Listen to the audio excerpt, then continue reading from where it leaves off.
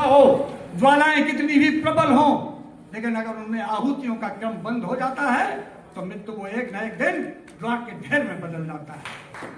इसलिए आहुतियों का क्रम कभी बंद नहीं होना चाहिए। सत्य के साथ आप सबको ध्यान है, पांडवों के साथ कितनी सेना थी, लेकिन कृष्ण उस सेना के साथ थे। दुर्योधन के साथ तो बहुत बड़ी सेना थी। पराजय किसकी और विजय किसकी हुई मैं उसमें तो नहीं जाऊंगा, आप सबको पता है। लेकिन सत्य की विजय होगी, विलंब हो सकता है। हम सत्य के पक्षधर बने, नीति के पक्षधर बने। आखिर हमने कलम संभाली है। मैं एक बात और कहता हूं कि हो सकता है कलम हमने अपनी स्वेच्छा से ली हो, यह भी हो सकता है कि किसी कारण से कलम हमने पकड़ ली हो। लेकिन अगर हमने उस कलम को पकड़ा है, किसी माइक आईडी को पकड़ा है, तो फिर अगर तालाब में कोई आपको ढकेल दे तो आप क्या करेंगे? डूबेंगे, मरेंगे, या हाथ पैर चला करके पार जाएंगे? मित्रों, अगर कलम आपके पास आ गई है, ये ताकत आपके पास आ गई है पत्रकारिता की, तो आपका धर्म है, आपका कर्तव्य है और आपके सामने चुनौती भी है कि आप फिर बढ़िया पत्रकार बने। आप कुलदीप नैय्यर को पढ़ें और सॉरी बने। आपातकाल में मैं याद करता हूँ दो अखबारों को, जनसत्ता और इंडियन एक्सप्रेस। एक समय जब काला समय था पूरा का पूरा, मुझे लगता है जो 80 के पहले के लोग हैं उनको ये बात स्मरण होगा। इस देश में आपातकाल थोप दिया गया था, बोलना और लिखना दोनों प्रतिबंधित थे। लेकिन ऐसे भी लोग थे जिनका मैंने स्मरण किया, अभी कुलदीप नैय्यर जैसे लोग, अरुण शौरी जैसे लोग, और मैं गोयनका जी को याद करता हूं जो एक बहुत बड़े एक्सप्रेस समूह के मालिक थे। उन्होंने अपने साम्राज्य के चौपट होने की कोई चिंता नहीं की।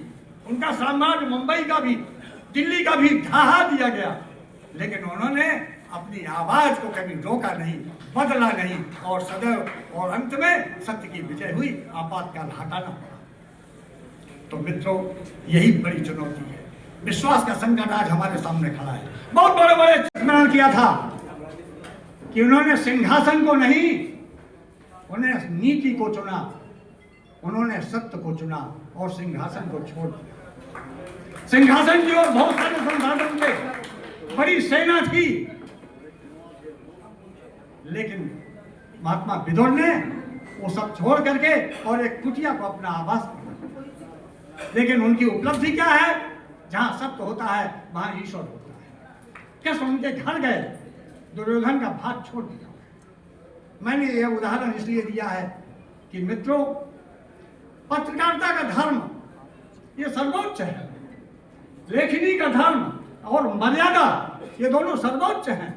आज जो विश्वास का संकट पैदा हुआ है हमारे सामने, एआई के जमाने में फेक न्यूज की बाहुल हो गई है, इससे हम कैसे निपटें? आप जानते हैं, स्वाधीनता के संग्राम में कलम बहुत बड़ी ताकत बनी। चाहे वो लोकमान्य तिलक हो, चाहे गोखले हो, चाहे बापू हो, सभी ने पत्रकारिता का सहारा लिया, कलम का सहारा लिया, कलम को हथियार बनाया। आज वो स्वाधीनता संग्राम का हथियार, जब हम स्वाधीनता में जी रहे हैं, इस समय कुंद क्यों हो रहा है? ये बहुत बड़ा प्रश्न है, बहुत बड़ी चुनौती है। मैं हमेशा कहता हूं कि जो सत्य के सर्वाधिक निकट रहता है वो ग्रामीण पत्रकार है। कोई भी घटना नूरपुर में घटती है, बिजनौर में घटती है, और किसी भी क्षेत्र में, तो जो गांव का पत्रकार है, कस्बे का पत्रकार है, जिले का पत्रकार है, वो सत्य के सर्वाधिक निकट होता है। आपकी स्टोरी को दिल्ली और लंदन ये कैच करते हैं, उठाते हैं, फिर उसको सजाते हैं, नाम उनका होता है, कलम और समाचार की जड़ में आप होते हैं। इसलिए अगर सत्य और नीति की रक्षा करनी है